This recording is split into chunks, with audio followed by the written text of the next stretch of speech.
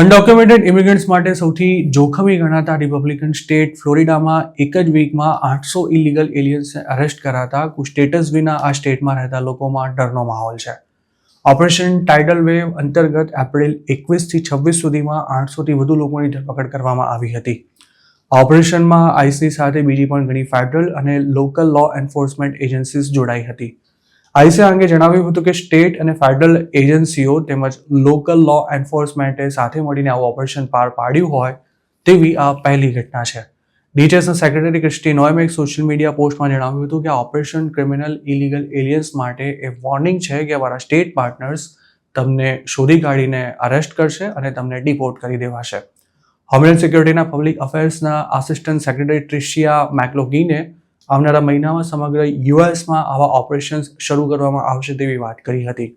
ફ્લોરિડામાં મોટી સંખ્યામાં ગુજરાતીઓ પણ રહે છે, જેમાં ચાલુ વર્ષમાં જ અમુક લોકોની ઇલીગલ ગેમિંગ મશીન્સ ચલાવવા સહિતના અલગ અલગ ચાર્જીસ હેઠળ ધરપકડ પણ કરવામાં આવી હતી. ઓપરેશન ટાઇડલ વેવમાં માયામી-ડેડ અને બ્રોવાર્ડ કાઉન્ટીઝ તેમજ ટેમ્પા, ઓર્લેન્ડો, જેક્સનવિલ, સ્ટુઅર્ટ, ટેલહાસી અને ફોર્ટ માયર્સમાં ઇલીગલ ઇમિગ્રન્ટ્સને ટાર્ગેટ કરવામાં આવ્યા હતા. આ બધા વિસ્તારોમાં ઇમિગ્રન્ટ્સની ખાસી વસ્તી છે.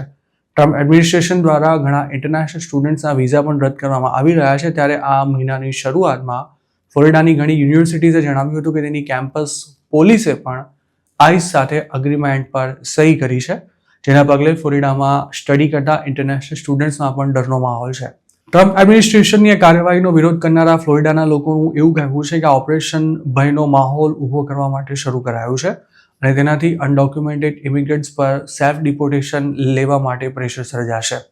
તેમણે એમ પણ જણાવ્યું હતું કે આવી કાર્યવાહીથી વર્કર્સની અછત સર્જાઈ શકે છે અને પોલીસ ડિપાર્ટમેન્ટ પર પણ કામનો બોજ વધશે અને તેમને એવું કામ કરવું પડશે જે તેમને ખરેખર નથી કરવાનું હોતું. તો બીજી તરફ ફ્લોરિડાના ગવર્નર રોન ડિસેન્ટિસે આ ઓપરેશનની સરાહના કરતા એવું કહ્યું હતું કે ફ્લોરિડા અને DHS સાથે મળીને મોટા પાયે ઇમિગ્રેશન એન્ફોર્સમેન્ટ કરવાનું ચાલુ રાખશે. જોકે અરેસ્ટ કરાયેલા 800 લોકોમાં કયા દેશના કેટલા લોકો છે તેમજ તેમાંના કેટલા ક્રિમિનલ બેકગ્રાઉન્ડ ધરાવે છે તેને લગતી કોઈ પણ ચોખવટ હજુ સુધી આઈસ કે પછી ફ્લોરિડાના ગવર્નર તરફથી નથી કરવામાં આવી. યુએસમાં હાલ અસાયલમ ફાઇલ કરી વર્ક પરમિટ મેળવનારા અનડોક્યુમેન્ટેડ લોકોને પણ પકડવામાં આવી રહ્યા છે. ત્યારે ફ્લોરિડામાં પણ આવા લોકોની ધરપકડ થઈ હોવાની શક્યતા નકારી શકાય તેમ નથી.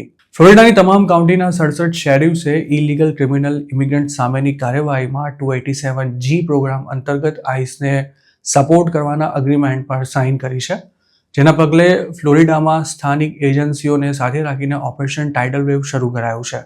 ટ્રમ્પ એડમિનિસ્ટ્રેશન તેની ઇલીગલ ઇમિગ્રન્ટ સામેની કાર્યવાહીમાં અડચણ બનનારા જજીસ અને તેમાં સાથ ન આપનારા અધિકારીઓને પણ ટાર્ગેટ કરી રહ્યું છે.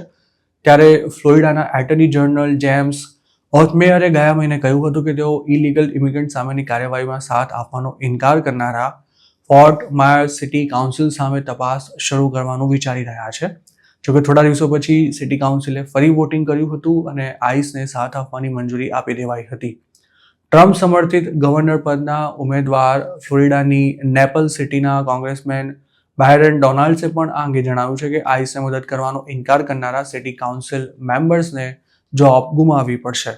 અમેરિકાનું જસ્ટિસ ડિપાર્ટમેન્ટ સતત કહેતું આવ્યું છે કે તે ઇમિગ્રેશન બાબતોમાં ફેડરલ ઓથોરિટીને સાથ નહીં આપનારા સ્થાનિક અધિકારીઓ વિરુદ્ધ તપાસ કરશે. ગત સપ્તાહે મિલ્વોકી કાઉન્ટી સર્કિટ કોર્ટના મહિલા જજ હુન્ના ડુગનની ઇલીગલ ઇમિગ્રન્ટ્સને ભગાડી દેવામાં મદદ કરવાના આરોપમાં FBI દ્વારા ધરપકડ કરવામાં આવી હતી. જોકે ગણતરીના સમયમાં જ તેમને છોડી પણ મૂકવામાં આવ્યા હતા. આ પહેલા ગયા સપ્તાહે જ ન્યૂ મેક્સિકોના પૂર્વ જજ જોએલ કેનો અને તેમના પત્ની નેન્સી કેનો પર વેનેઝુએલાના શંકાસ્પદ અનડોક્યુમેન્ટેડ માઇગ્રન્ટ સામેના પુરાવામાં છેડછાડ કરવાનો આરોપ મુકાયો હતો.